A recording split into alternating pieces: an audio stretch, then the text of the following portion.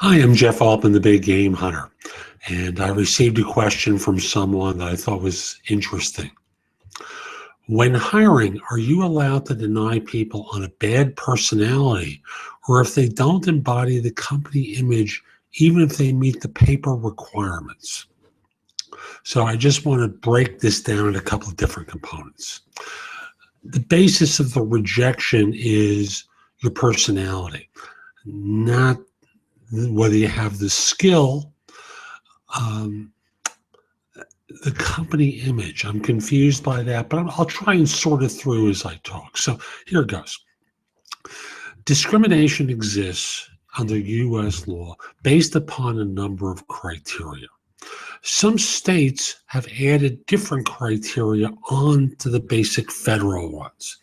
And as long as the form of discrimination does not violate any of those laws, it is not by definition discrimination. It may be discriminatory, it may reflect ignorance, but it's not legally discrimination.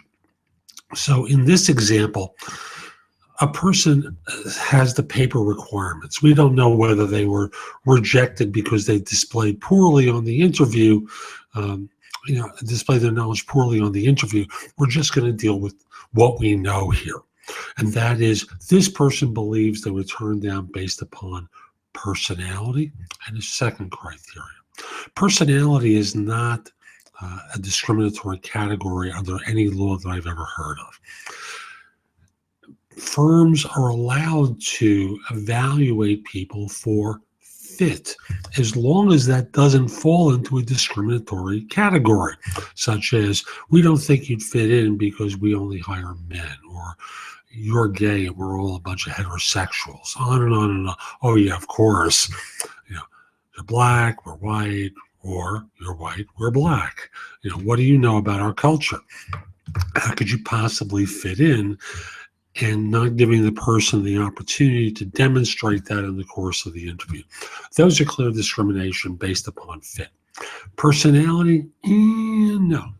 Now, this question arose for me about the use of the term the company image. They don't embody the company image.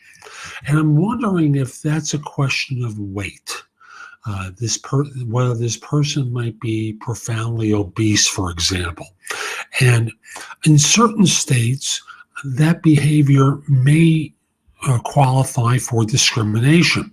Now, ultimately, you have to prove that was the criteria for the being rejected by this organization, which is a harder road to take. And in terms of weight, to my knowledge, and an attorney would know this better, you can't use the excuse of, well, no one at this firm is morbidly obese. That's a term that I've heard used regularly to describe someone who's extremely overweight.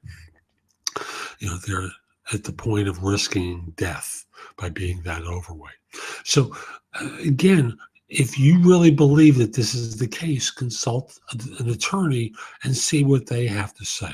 Find out what it would take for you to prove your case if the issue was about being very overweight, and see whether that allows you to be a member of a, quote, protected class under state or federal law.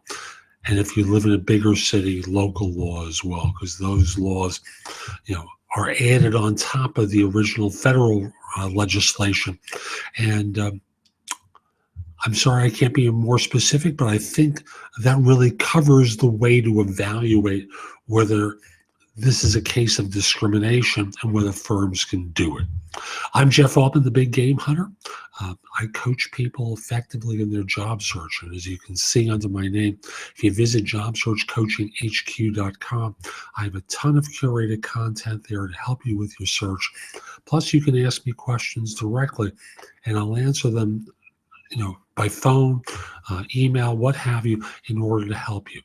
So again, visit jobsearchcoachinghq.com, because after all, do you really think that corporate recruiter is there to help you, or the firm, or that agency recruiter? Do you think that they're there to help you, or they're collect a fee. Who's there for you? Hope you have a great day.